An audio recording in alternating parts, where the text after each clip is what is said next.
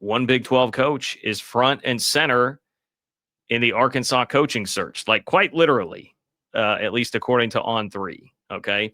And there's another that still makes the discussion.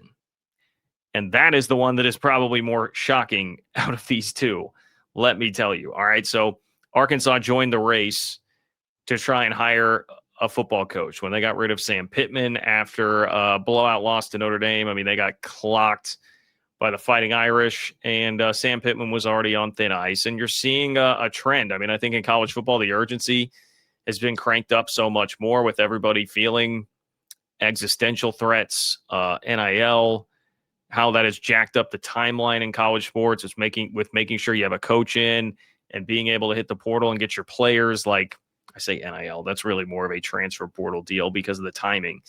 But all these different factors, I think, have ramped up the likelihood that we get coaches fired in season. And so like we had Deshaun Foster at UCLA. Virginia Tech was not shy about making a move. Oklahoma State gets rid of a legend and Mike Gundy. Now we have Arkansas here and Sam Pittman. I feel like I'm still missing another one or two in there, right? I mean, it's come quicker, and then it becomes sort of like a race. Like if you're going to be competing for the same types of coaches, perhaps there would be some overlap between like an Oklahoma State and an Arkansas. You got to get out there, man. You got to make sure that you are out there and ready to go. Plus, you got to make sure that you can get your boosters, your fans, your money people rallied around somebody as quickly as possible to be able to go hit the portal as hard as you possibly can. So Arkansas is open.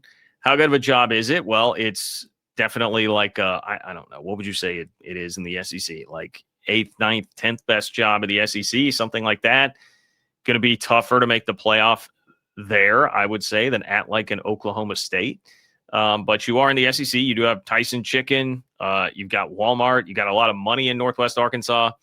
I think Arkansas probably does have plenty of money available to it if they're willing to get everybody on the same page and buy in, which it sure sounds like the word coming out of Arkansas is that is definitely the goal.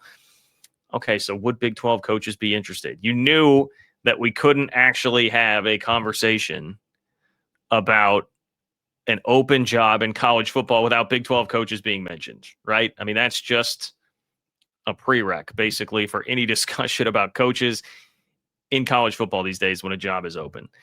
There's going to be a long list of Big 12 coaches that make it, although I have not seen miraculously, other than the typical joke made by our friends at the Gambling Gauchos, I have not seen Matt Campbell linked to the Arkansas job, which is astounding. That must be the only job in college football in the last 7 years that has not actually mentioned him yet as a candidate. But I want to show you just real quick. Let's take a look at this graphic from On3. Okay, Pete Nakos, one of the big newsbreakers in the sport. This is how they summed up the graphic. All right. Do you see who's front and center on this graphic? Front and center on the graphic of the Arkansas coaching search. Names to know, timelines to watch. That is one Deion Sanders. Okay. Now, I will admit, when I first saw that and saw his name linked to it, I was like, man, that seems like a weird fit. I guess the SEC makes sense, but does he have any connection to Arkansas other than Jerry Jones? And supposedly, if you go through and read this, Jerry Jones is supporting Rhett Lashley from SMU, who is on the right there, which that makes a ton of sense that Arkansas would want him. If I were Rhett Lashley, I don't think I would leave SMU for that job because it's going to be, once again, more difficult to make the playoff. You're going to have a ton of financial support at SMU.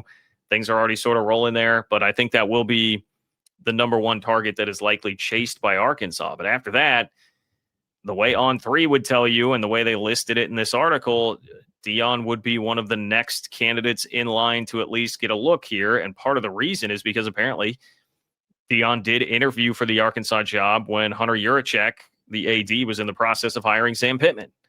Okay, so here's a little blurb. Beyond Lashley, another sitting Power 4 head coach to know is Colorado head coach Deion Sanders.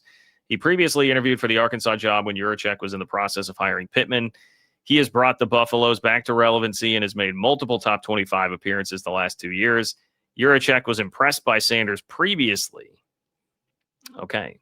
Now, it does say Another question will be salary, because Deion just signed an extension increasing his base salary to $10 million in 2025, rising to $12 million by 2029. Let's see, what was Sam Pittman?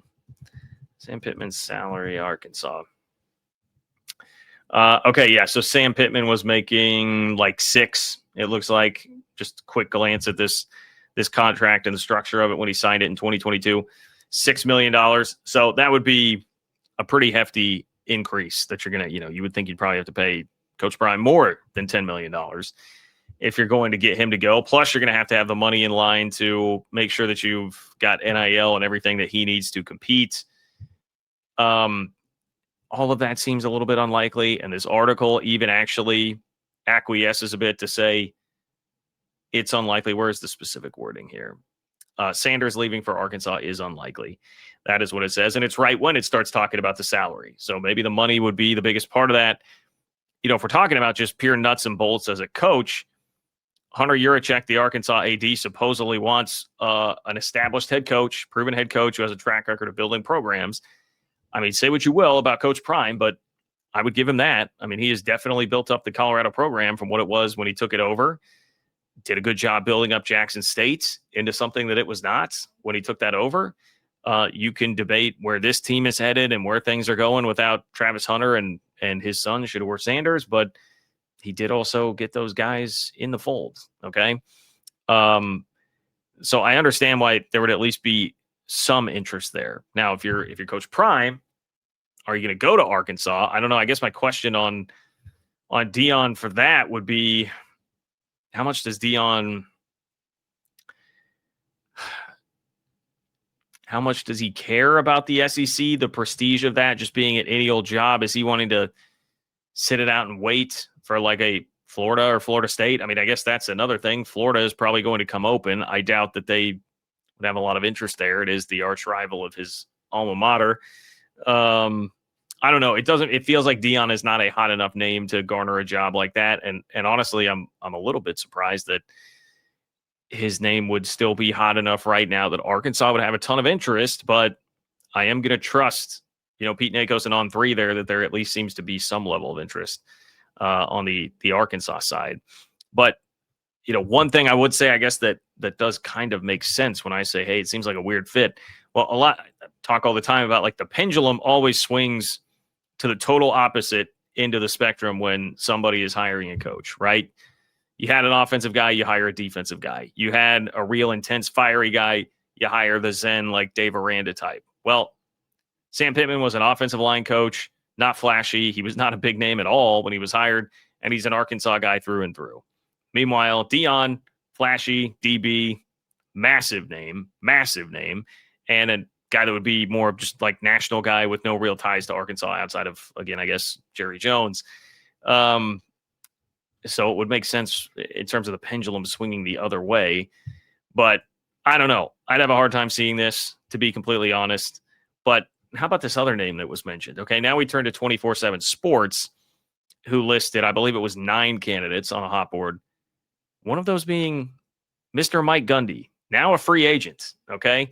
So those conversations can happen as freely as they want them to. No need to back channel there. You can go call up the Mike Gundy residence, I'm sure, right now and talk to him yourself. If we think about the Hunter Yurachek wish list, okay, once again, Yurachek wants an established head coach that has built up a reputation of being able to build programs. I mean, Mike Gundy is going to fit that better than about anybody on the market.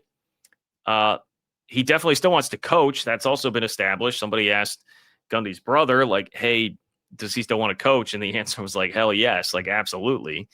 So there's no doubt, I would think, that there would be interest from Mike Gundy in that job.